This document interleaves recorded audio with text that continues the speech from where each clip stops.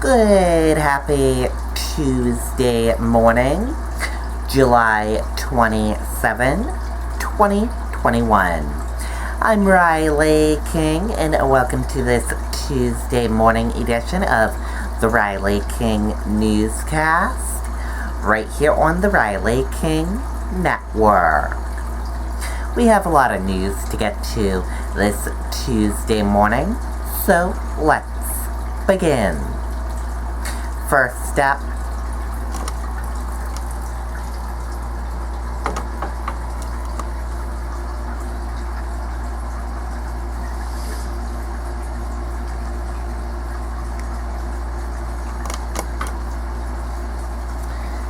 Air Quality Action Days declared in New Hampshire because of wildfire smoke. Let's take a listen to that video from WMUR News 9. In today's competitive real estate market, buyers and sellers need the experience and guidance of a realtor more than ever.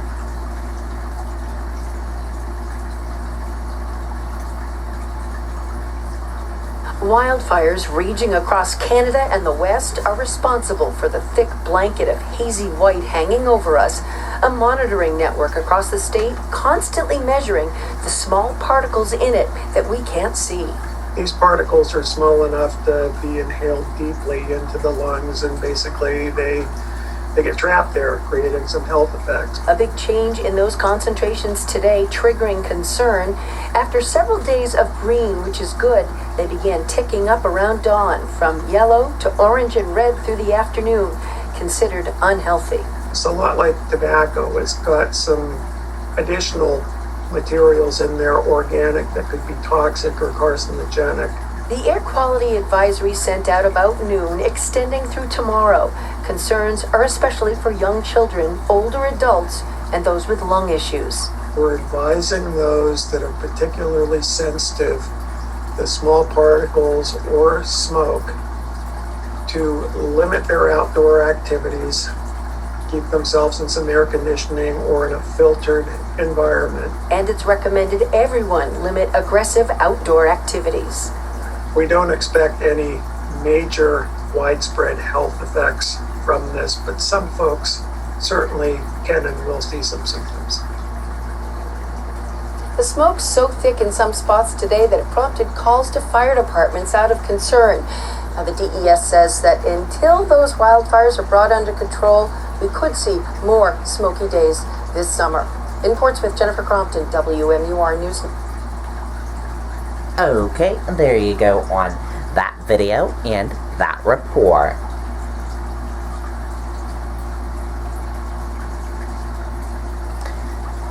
$112 million in federal relief funds up for grabs by municipalities in New Hampshire. Let's take a listen to that video from WMUR News 9.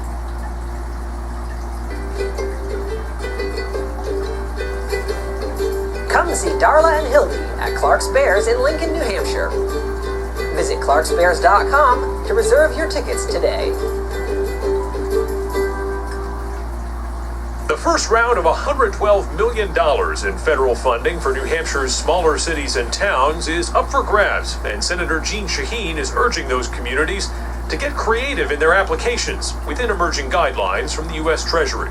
We want everybody to take advantage of the resources, because whatever you don't apply for is going to go back to the state and it's going to get recouped, and it won't be available next year. The money is part of $1.45 billion headed to New Hampshire through the American Rescue Plan Act. The state is getting about $1 billion of that, with $264 million going to the 10 counties and $86 million going to 5 large cities. The funding is broadly intended to remedy the negative economic impacts of the pandemic, but it goes much further. For instance, water infrastructure projects will see a flood of cash. That would be pipes in the ground for water systems.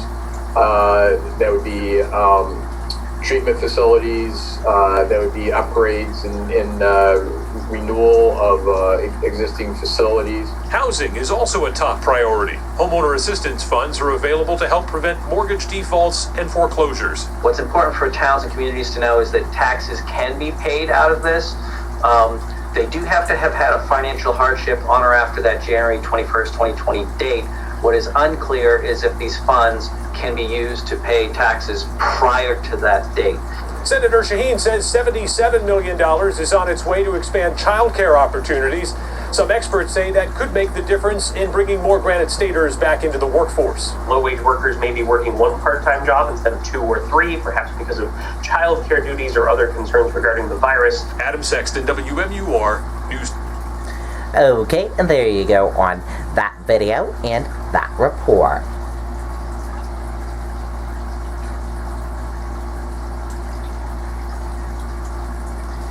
New Hampshire woman's warning to others of Google phone scam goes viral. Let's take a listen to that video from WMUR News 9.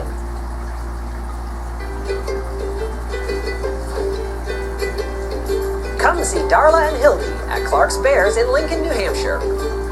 Visit clarksbears.com to reserve your tickets today. Guys, I got scammed on Facebook Marketplace, so please watch this video and share it. Krista Lewis's cautionary tale now has over 1 million views on TikTok.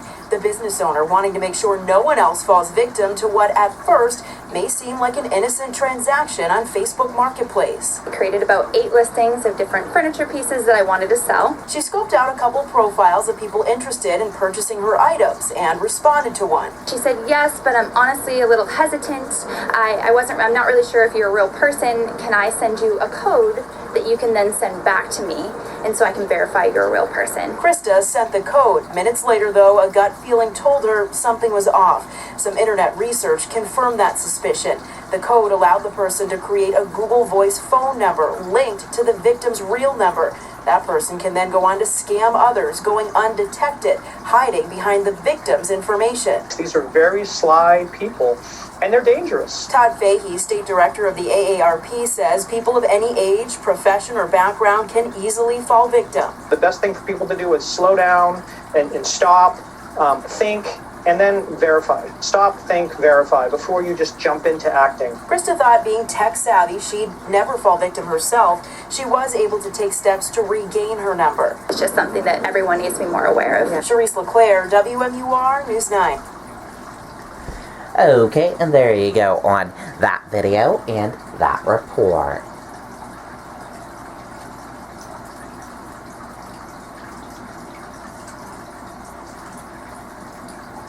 Number of families turning to homeschooling jumps nationally during the pandemic. Let's take a listen to that video from WMUR News 9. Step back in time, high above New Hampshire's Lakes region, at Castle in the Clouds. Explore the 1914 mansion, dine with a view on the terrace at the highly acclaimed Carriage House restaurant, or enjoy a casual lunch and ice cream at the cafe in the meadow. Discover waterfalls along miles of hiking. According to the U.S. Census Bureau, the rate of households homeschooling their children rose to 11% by September 2020, more than doubling from 5.4% just 6 months earlier. Here at home, numbers from the New Hampshire Department of Education show the town of Pelham had the most homeschooled students during the 2020-2021 school year with 347, while Manchester saw a drop in the number of homeschooled students compared to the year before. It followed Pelham with 303, and Nashua had 201. I was seeing a huge influx of new families. Lori Lipke covers the greater Manchester area for the New Hampshire Homeschooling Coalition. She says parents started reaching out to the organization in the early stages of the pandemic. When COVID started, a lot of families were, obviously they were confused, they were nervous, scared, they were overwhelmed. Lipke says some parents found scheduling around remote learning difficult and tried to test homeschooling. I think the pandemic really pushed a lot of families, and now that those restrictions have been lifted, although those parents have the choice of sending their kids back to public school, a lot of them have chosen to keep homeschooling. And according to the Census Bureau, between April and September of 2020, the rate of households homeschooling their children here in New Hampshire jumped from 3.4% to 6.3%. Reporting live tonight, I'm Tim Callery, WMUR News 9. Okay, and there you go on that video and that report.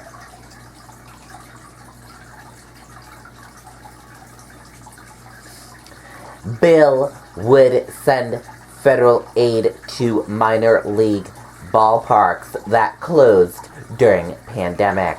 Let's take a listen to that video from WMUR News 9. In today's competitive real estate market, buyers and sellers need the experience and guidance of a realtor more than ever.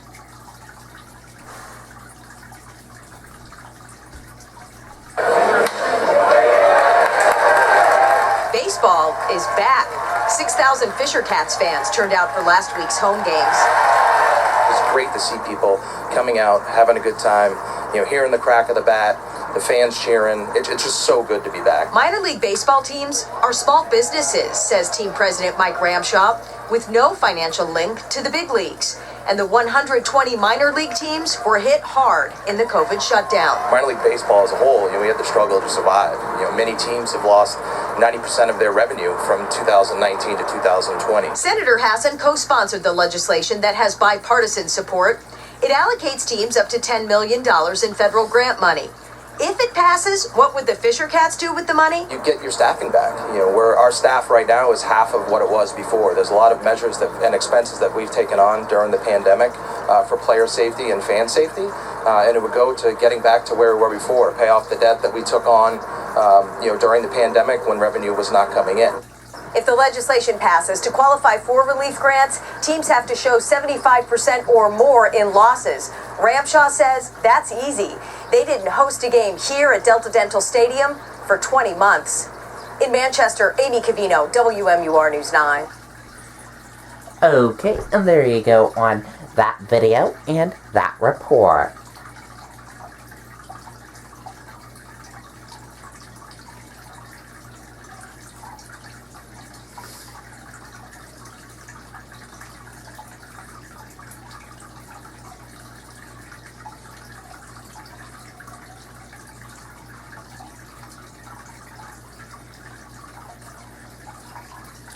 Bahamas Paradise Cruise Line passengers return from first sail in 16 months. Let's take a listen to that video from WPBF 25 News, Florida.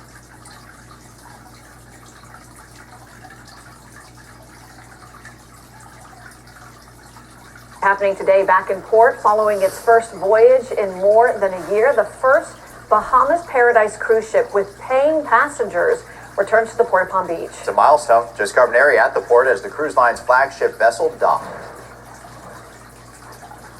The Grand Classica Bahamas Paradise Cruise Line ship docking at the port of Palm Beach Monday morning after its first two-night cruise with about 400 passengers and more than 200 crew members since March of 2020. It was fun to go to the Bahamas. Yeah. It was beautiful. Bahamas was awesome. Everyone on board tested for COVID-19 beforehand and required to adhere to protocols. It was very clean and wiped down, and all the tables were blocked off where, every other seat. They were very good about it. Some saying these protocols, however, slowed services down. Nice little cruise, but it, a little disorganized. It was horrible. Why do you say that? Because it was so unorganized, first of all, and I get it. Like they said this is our first time back cruising, and but I think they should have been more prepared. Bahamas Paradise Cruise Line telling us they are pleased with how everything went, with no reports of anyone feeling ill, but will continue to work on improvements for future sails. It was a great cruise, great experience. Yes, I would say everything was fantastic because we had our teething issues. Some services were stretched, so based on the flow of the passengers, we're going to tweak some management of some venues, tweak some passenger flow so that we don't repeat that. We're told the ship will be cleaned and sanitized before it embarks again on another cruise to Grand Bahama Island later this afternoon. Reporting from the Port of Palm Beach, Josie Carbonari, WPBF 25 News.